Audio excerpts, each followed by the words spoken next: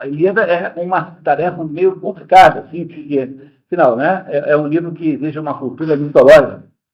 Cultura mitológica que no tempo quando o avô os avós iam para a escola, todo mundo sabia quem era Vênus, Afrodite, Apolo. Essas histórias eram todas assim do imaginário coletivo. Hoje ninguém mais tem a menor ideia, né, do que sejam essas coisas assim.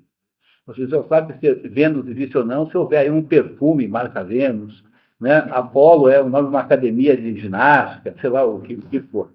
Mas as pessoas perderam essas referências culturais mitológicas, é uma pena, porque os mitos, a grande essência dos mitos, os mitos não foram feitos para serem objeto de estudo. Quer dizer, o mito não existe para você olhar para ele como um cientista investiga alguma coisa. O mito não é objeto de estudo. O mito é um instrumento de compreensão do mundo.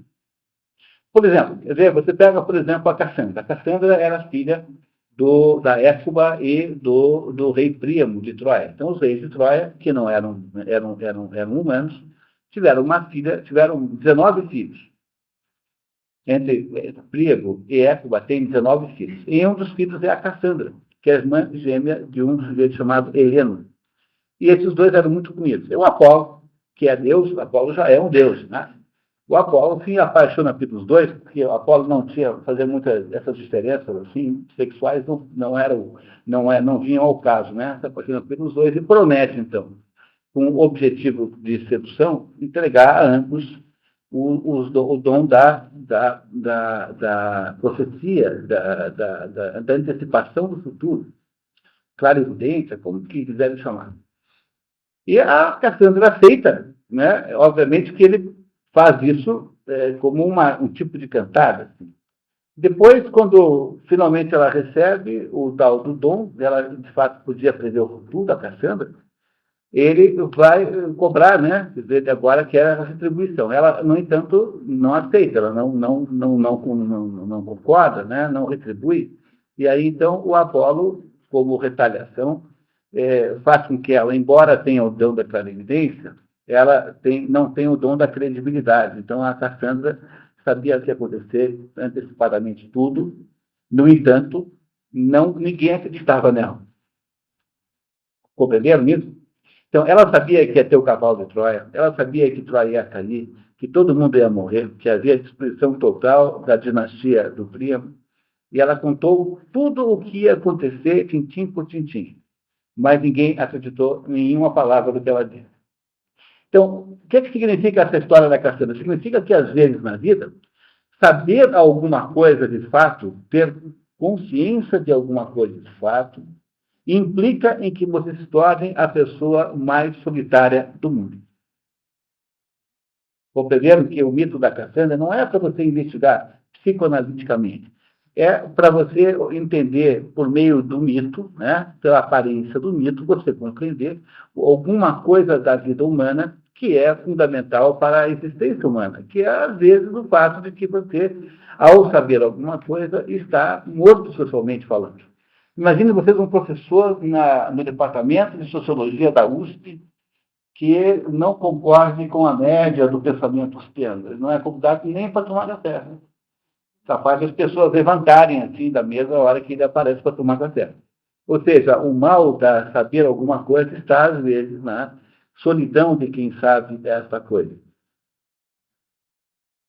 Entenderam o sentido do mito? Quer dizer, uma pessoa que domine, tem uma boa cultura de mitos, uma pessoa que compreende a maioria dos mitos, tem uma história do Procrusto que é incrível. Então, o Procrusto, havia lá no tempo na Grécia, havia lá uma cidade onde havia um problema sério, que havia dois tipos de habitantes. Tinha uns sujeitos grandões, enormes, e tinha uns baixinhos assim. Então, só tinha dois tipos de gente, o grandão e o baixinho. E, como não podia ser diferente, os grandões viviam surrando e escravizando os baixinhos.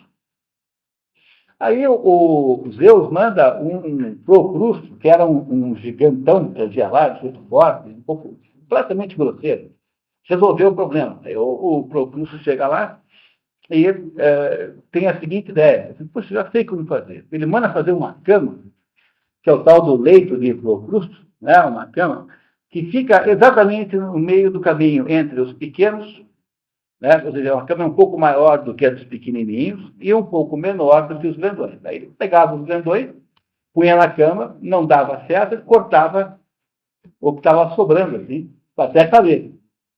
E os pequenininhos não cabiam, porque eram muito pequenos, então ele pegava e esticava os braços e pernas até caber na cama.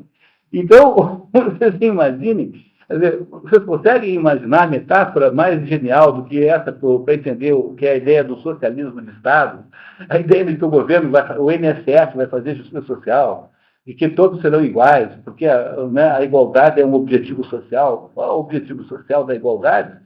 É uma coisa que não dá para resolver, porque todo mundo nasceu meio desigual mesmo e vai viver assim o resto da vida. Então, o mito do Procrusto tem várias versões, tem esse outro problema. Você tem muitas versões do mesmo mito.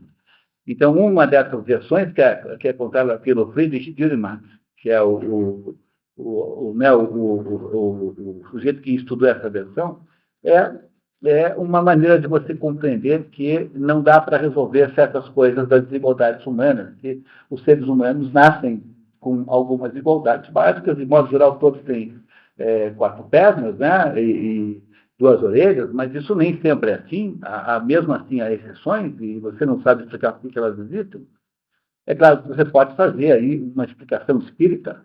Ah, não, sujeito na outra vida. Bom, eu acho que ainda é um pouco de fantasia, né? No fundo, o Dante, na Divina Comédia, chega uma hora lá e encontra no paraíso um sujeito que não tinha sido batizado.